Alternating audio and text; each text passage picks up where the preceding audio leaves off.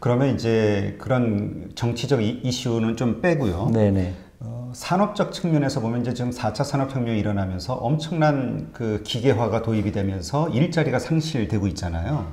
그리고 또 인구는 점점 고령화가 되고 있고, 그 다음에 그 수요는 공급 과잉 상태가 돼버리고 기업이 정말 생존하기 어려운 상황이란 말이죠. 이럴 때도 살아남을 수 있는 어떤 기업의 어떤 조건이랄까 혹은 산업의 조건이랄까 생각하시는 게 있으면 좀 말씀해 주시죠. 그거 쉽지 않죠. 네. 그러니까 미국도 보면 지금 저기 그 시가총액 큰 기업들 구글이라든가 뭐 아마존이라든가 애플이라든가 다 없었던 기업들이잖아요. 그렇죠. 얼마 안 됐죠. 생긴 지. 20년 동안 다 생긴 거잖아요. 네. 그런 회사를 찾으려고 노력을 꾸준하게 해야 되겠죠. 그리고 앞으로 4차 산업이기 때문에 옛날 기업들은 다 죽을 거다.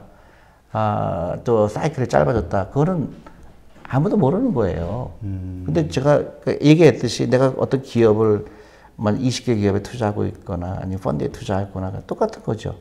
정말로 장기적으로 회사가 이제 어려워질 거다. 그때는 파는 거예요. 근데 그렇게 그런 노력을 하지 않고 단순하게 4차 산업 때문에 옛날 건 다 죽을 거야. 그러니까 나는 다 이쪽으로 옮길 거야. 그거는 잘못 생각하는 거죠. 그리고 주식이라는 건 항상 가격이 있는 거거든요. 네. 가격이 그것 때문에 싸다 그러면 더 살 수 있는 기회가 생기기도 하죠. 그러면 지금 뭐 잠깐 말씀하셨지만 그 대표님은 항상 사 모으는 것이다, 주식은. 네네. 그다음에 정말 20년, 30년 장기 그렇죠. 보유를 해야 된다 이렇게 말씀을 하시는데, 지금 말씀하신 대로 기술이 급격하게 변화하고 그거에 맞춰 사람의 어떤 생활 트렌드가 정말 빠르게 변하잖아요. 이런 상황에서도 그 생각하시는 게 계속 적용이 된다고 생각하세요? 오히려 더 그렇죠.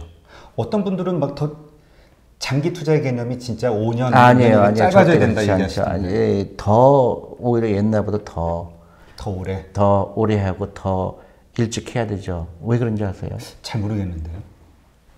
진짜 변한 거는 뭐라고 생각하세요, 우리가요? 오래 살죠. 오래 사는 네. 거. 예, 인구 수명이 늘죠. 그러니까 옛날에는 내가 약간 라이프 스타일이 내가 돈을 위해서 일하면 안 되고 돈이 나를 위해서 일해야 되잖아요. 네네. 그러면 내가 60살에 은퇴한다 그러면 예를 들어서 100살까지 산다 그러면 40년 동안에 내가 40년을 살았을 때 내가 돈을 위해서 일할 수가 없거든요. 육체가 약하기 때문에. 네. 그러니까 오히려 더 주식 투자를 더 많이 해야 되죠. 그리고 더 장기로 해야 되죠. 예를 들어 개별 기업에 대해서요? 주식 투자. 주식 투자. 개별 기업도 마찬가지죠. 그리고 앞으로 투자도 안 해놓고 앞으로는 주식이 어려울 거야. 앞으로는 장기 투자가 맞지 않아. 다 근거가 나한테 근거를 대는 사람 한 명도 없어요. 그냥 막연한 말이죠. 막연한 말이죠. 그리고 이상한 이제 그런 거에 더 친숙하게 들리죠. 10년 후에 2020년이 정말로 전 세계가 완전 폭망할 거야. 그런 거는 굉장히 쑥 들어오죠. 그리고 자극적인 거는. 그렇죠. 그리고 그럴듯해요. 10년 동안 아무것도 안 일어났기 때문에 일어날 거다. 또 여러 가지 그 근거가 저는 잘 그게 설득력이 있지 않거든요. 네. 근데 그런 거에 이제 민감하게 되고 앞으로는 뭐 4차 산업이 될 거니까 막 온갖 시나리오를 쓰지만은 그것대로 된 적은 없습니다. 그래서 그런 말이 우스갯소리 있어요. 절대 주식 투자할 때 경제학자 말 듣지 말아라. 거꾸로 해라. 경제학자에. 예, 경제학자들은 그렇게 경제를 단순화시키거든요. 뭐 수출이 어려질 거니까 뭐 한국이 경쟁력이 떨어지기 때문에 한국 주식을 팔아야 된다. 근데 절대로 그렇게 간단하지가 않죠. 그러면 대표님은 그러니까 이 기업이 지금 이렇게 빠르게 변하는 세상에서 지금은 잘 나가고 있지만 5년 후, 10년 후에 어떻게 될 줄 알아? 3년 후에 어떻게 될 줄 알아? 그러니까 단기로 가져가야 돼. 라는 의견에 전혀 동의하지 않으시는 거네요. 아니, 그거를 예를 들어서 내가 어떤 주식을 샀잖아요. 네. 근데 굉장히 돈을 잘 벌고 샀는데 갑자기 주식 가격이 5배 오른 거예요. 네. 그러면 그때 파는 거예요. 그거는 내가 볼 때 이거 이 정도로 좋은 것 같지는 않은데. 근데 예를 들어서 또 어떤 주식은 5%, 10%씩 꾸준하게 돈을 벌어요. 네. 그럼 팔 이유가 하나도 없잖아요. 계속 성장을 그저 이자율이 1%밖에 안 되는데 이 회사는 5%씩 계속 벌면 팔 이유가 전혀 없죠. 근데 그런 과정을 거치지 않고 투자도 안 했으면서. 그죠? 네.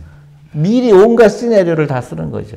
그러니까 케이스 바이 케이스고 기업마다 틀린 거고 다만 한 가지는 좀 정상적으로 생각을 해야 되죠. 커먼 센스거든요, 투자는.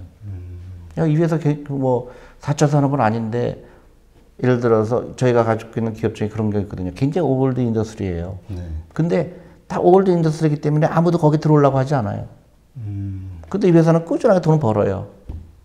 저는 굉장히 좋은 주식이라고 생각하거든요. 네. 네. 그리고 그 어떤 분들의 의견에 의하면은 이 장기 투자, 대표님이 말씀하시는 뭐 워렌 버핏의 그런 투자는 정말 미국에 특화된 투자다, 가치 투자. 한국에서는 그렇게 될 수가 없다. 왜냐면 올라갔다 너무 금방 또 확 떨어지고 이런 게 반복되다 보니까 그렇다라는데 절대 그렇지 않죠. 네. 그러니까 미국 주식도 많이 올랐지만 한국 주식도 제가 코리아 펀드를 만들었을 때가 84년이거든요. 1984년. 그때 시가총액이 얼마인지 아세요? 잘 모르겠는데요. 4조였습니다. 한국 전체가 다 4조였어요. 한국 전체가 지금 얼마죠? 잘 1,500조예요. 많이 올랐네요. 많이 커졌네요. 그러니까요. 나는 그걸 모르겠어요. 한 5년 동안 안 올라간 것 뿐이에요. 근데 왜 이렇게 단순화시키는지 모르겠어요. 좋은 주식 얼마든지 올랐죠. 예를 들어서 제가 20년 동안을 비교해 보니까 뭐 대부분 2,000%, 3,000% 올랐어요. 근데 그런 거를 얘기 안 하죠. 단순히 인덱스만 얘기하면 그럴 수도 있죠. 인덱스가 그동안 뭐 망한 기업도 있고 상장 폐지가 된 기업도 네, 있으니까 그렇죠. 그거는 공부를 안 하는 사람들 얘기고. 우량하지 않은 기업들의 투자. 그렇죠. 그러니까 대부분 투자를 그래프를 보고 투자했거나 아니면 차트. 단기적으로 막 그런 샀다 팔았다 어떤 뭐 테마라든가 이런 것 때문에 투자한 것 뿐이지 주식 투자에서 3년에서 5년은 지극히 짧은 기간이에요. 그러니까 주식 투자하는 유일한 이유는 돈이 나를 위해서 일한다는 사실을 그걸 실천하는 일이고요. 그 다음에 그 기업이 돈을 벌어주는 겁니다. 내가 버는 게 아니에요. 네. 근데 기업에 돈을 벌어주려고 투자를 했는데 그걸 잊어버리는 거예요. 내가 샀다 팔았다 해서 내가 돈을 벌려고 하는 거죠. 그 기업은 계속 망하지 않으려고 돈을 더 벌으려고 노력을 합니다. 거기에 나는 믿음을 주는 거예요. 그러니까 공부를 하는 거죠. 이 회사의 경영진이 그런 일을 제대로 하고 있는지 아니면 대주주의 이익만 하고 있는지 그런 걸 살펴볼 필요가 있는 거지 그 외에 무슨 정치적인 거, 테마 이런 거는 사실은 그 좋은 투자 습관이 아니라고 생각하죠. 네. 그러면 이게 되게 좀 단순한 무식한 질문일 수도 있는데요. 미국의 주식시장과 한국의 주식시장, 양쪽 다 투자하셨으니까 네네. 큰 차이가 있다고 생각합니다. 투자 환경이나 아니면 투자의 매력도가 차이가 크다고 생각하세요? 한국이 훨씬 싸죠. 아, 한국이 오히려 더 낫다고 생각하시나요? 저 훨씬 싸요, 가격이. 아, 밸류에이션이요? 네. 그러니까 저는 이해가 안 가는 게 미국 주식은 막 올라갔잖아요. 네네. 엄청나게 올라갔잖아요. 근데 전부 미국 시장 살려고 그러죠. 네, 지금도 오히려 진짜 한국 시장 투자하는 것보다 미국에다 투자하는 게 낫다. 네, 결정적인 거는요. 한국 전체 시장의 40%에서 50% 사이가 누가 갖고 있죠? 외국인이 갖고 있습니다. 아, 외국인. 네. 근데 한국 사람은 얼마큼 투자하고 있죠? 한국에? 그건 잘 모르겠네요. 거의 안 하고 있죠. 퇴직연금의 주식 투자 비중이 전 세계에서 꼴찌입니다, 한국이. 맞아요. 한국 사람 스스로가 한국 주식을 안 좋아해요. 기관 투자가들도 해외 투자하겠다고 합니다. 그러니까 넌센스죠. 한국 돈이 한국 사람들이 한국 기업에 투자하고 그러면 그 코스트 오브 캐피탈이라고 그러죠. 그 자본 조달 비용이 낮아집니다. 네. 그럼 한국 기업은 더 잘 되죠. 네. 그러면 계속 그 퇴직연금이라든지 그런 기금이 한국 주식시장에 들어와서 기업이 더 발전하고 해야 되는데 한국은 딱 막혀 있는 거예요. 그 퇴직연금, 특히 퇴직연금이 엄청나게 많은 그 자금이 은행에 들어가 있어요. 활동을 안 하고 있는 거네요. 그러니까 그게 이제 한국이 너무 안타까운 거죠. 그걸 금융문명이라고 그러는데요. 금융문명국의 세계 1위가 어딘지 아세요? 한국인가요? 아니에요. 그러면요. 일본입니다. 아, 그래요? 네. 그래서 일본이 노후 준비가 안 되는 나라죠. 아. 그러니까 그게 바보 같은 거죠. 거기가 일본은 은행에다 주로. 그렇죠. 마이너스 이자율인데도 은행에 넣죠. 그러니까 그리고 대부분의 자금이 부동산에 들어가 있고. 근데 너무 안타까운 게 절호의 찬스거든요. 한국은. 일본하고 반대로 가야 되는데 안타깝게도 일본을 따라가고 있죠. 근데 그렇게 그 상황, 그런 상황에 대해서 말씀하시는 분들 이야기를 들어보면은, 그러니까 미국의 기업은 글로벌을 상대로 얼마든지 그 언어와 함께 연결돼가지고 뻗어나갈 수가 있잖아요. 개척하기도 쉽고. 근데 한국이 과연 글로벌에서 얼마만큼의 경쟁력을 가질까에 대한, 한국에서 물론 실적이 좋지만 글로벌적인 면에서 봤을 때는 너무나 미약하기 때문에 가능성이 비교하면 안 된다, 미국 기업하고는. 어떻게 생각하세요? 지극히 단순화시킨 거죠. 그럼 이스라엘 기업들은 다 죽어야 되겠네요. 아, 이스라엘 기업의 네, 이스라엘 아니요. 없나요? 타이완 기업은 다 죽어야 되겠네요.